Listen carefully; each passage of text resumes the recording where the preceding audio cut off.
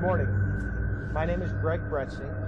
I'm the special agent in charge of the FBI here in Oregon.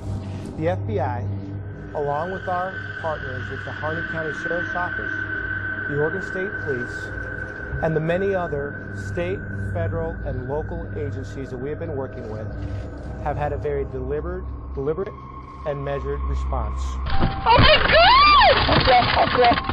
Stay down. Is he dead? These individuals have chosen to threaten and intimidate the America they profess to love. Hey, they're shooting! Don't do anything. The door's shut. Where the hell is LaVoy? Down. And through criminal actions, bring the consequences upon themselves. Please keep okay, they got lasers still on us. They got lasers still on us. LaVoy got out. I think they've killed LaVoy. Oh, shit.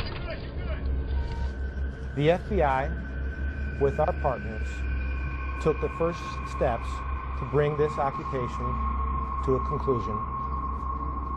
We worked to ensure that we could do so peacefully and safely. We're hunkered down in here, trying not to be shot.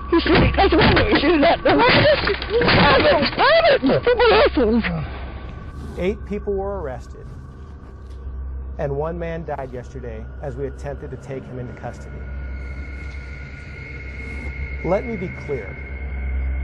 It is the actions and choices of the armed occupiers of the refuge that has led us to where we are today. They had ample opportunity to leave the refuge peacefully.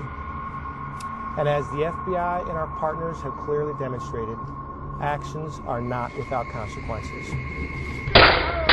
Hey, they're shooting! Don't do anything. The door's shut. Where the hell is LaVoy? Down.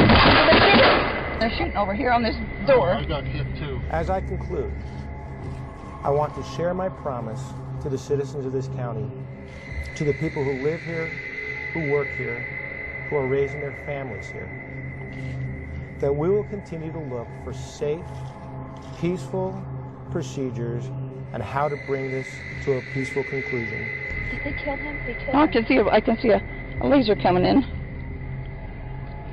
Oh my God, they killed him. Good morning, I'm Sheriff Dave Ward. I've been working on peaceful resolution to this problem since November 5th. I'm disappointed that a traffic stop yesterday that was supposed to bring peaceful resolution to this ended badly. Stop! Please! Stop! Multiple agencies, law enforcement agencies, put a lot of work into putting together the best tactical plan they could to take these guys down peacefully. Shooting more gas rounds. The gas is getting pretty thick in here. It didn't have to happen. We all make choices in life. Sometimes our choices go bad. God, keep us safe, please. Please protect us, please, God. God. Please protect us. There doesn't have to be bloodshed in our community. They just shot gas rounds into the car.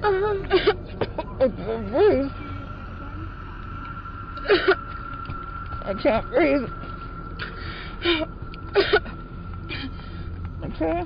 I surrender! We have issues with the way things are going in our government. We have a responsibility as citizens to act on those in an appropriate manner. We don't arm up. We don't arm up and rebel. We work through the appropriate channels.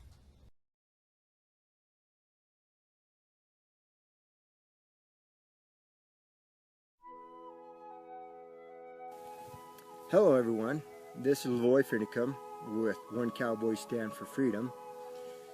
It's September 2014. I'm out here on my ranch. It's great out here. The rains have come this summer. The grass is tall, it's still green. My cows are fat, my water tanks are full. Just feeling really grateful for all the blessings that I'm enjoying right now. Love being out here. Don't have a cell phone. It's peaceful. Yeah, you know, I feel like when I'm out here that all's well, all's right, nothing's wrong, no worries.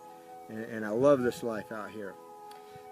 But it doesn't take too much to see that dark storm clouds are gathering, and we really need to open our eyes if they're not already open.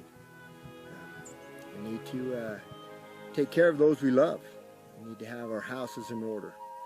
We need to have our relationships in order. We never know how many days we have upon God's green earth here, and we need to make the best of each and every one of them.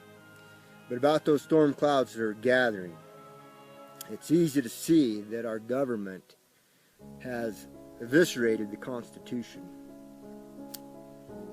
They are a lawless government, unwilling to be governed by the supreme law of the land, by the laws that we, the people, placed upon them. And so what do? This thing isn't going to be solved legislatively. It's too far gone. There's too few politicians with real conviction, with real courage. The establishment is too firmly entrenched. We're not going to turn this thing around legislatively. The judiciary is in large measure corrupt too, insofar as they are unwilling to adjudicate on the simple Constitution. And you look at the executive branch, it is just amassing power unto itself, governing by dictate, by fiat, and by executive order, completely outside of the powers that we the people gave them. So what do? And as I pondered on this, I wondered, where is the right and the wrong? Where is that line where it's wrong and where it's right in resisting this? And I come across some words by a man that I respect a lot by the name of Ezra Taft Benson. And he asked that question. He said, is it morally right to resist tyranny? And then he answers his own question by saying, I believe, or he said, with all the fervor of my soul, I believe that God intended man to be free. And then he went on to say that rebellion against tyranny is a righteous cause. So there you have it. That's exactly how I feel. It's good to read and hear other people that feel the same way. He went on to say that the fight for freedom is God's fight. So when a man stands for freedom, he stands with God. And as long as he stands for freedom, he stands with God. And even if he stands alone, he still stands with God. A man will be eternally vindicated and rewarded for his stand for freedom. So, the way I do the math, I think there's about 50 million Americans out there that love freedom as much as I do. They're willing to put their lives on the line, their fortunes, their sacred honor, as our founding fathers did in the beginning, because the conflict that's building, the storm clouds that are gathering, are over this very same issue. Will man be free, or must he be coerced? And me, for one, I'm going to live my remaining days as a free man. Maybe long, maybe short. But I'm going to live as a free man. And so, what about you?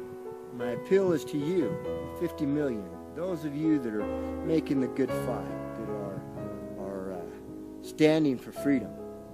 And I believe we still should fight through the legislative avenue. But we know when our natural rights are being violated, when we are being trampled upon. And it's time for us to say, no, no more. Now, if your rights are being trampled on, if your property rights are being violated, I'll come and stand with you. You can reach me on Facebook, LaVoy Finicum, or at my email, LaVoyFinicum@yahoo.com. I'll stand. You know, there's 50 million of us, I know. There's 50 million that's willing to stand and pull together and say, no, leave him alone. Leave his property alone. You know, No aggression, no hate, but willing to stand, willing to defend, and by all means necessary, to say, leave us alone. Don't bother us. Let us raise our families. Let us enjoy this land upon which we live. Let us be free to make our own choices. It's a great land. It's a great country. I'm going to live as a free man. I invite you to stand up, defend the Constitution, the rights that are guarded by this document. Stand for freedom, stand for the Constitution. Have a good day, everyone. This is LaVoy Finicum, One Cowboy Stand for Freedom. See you later.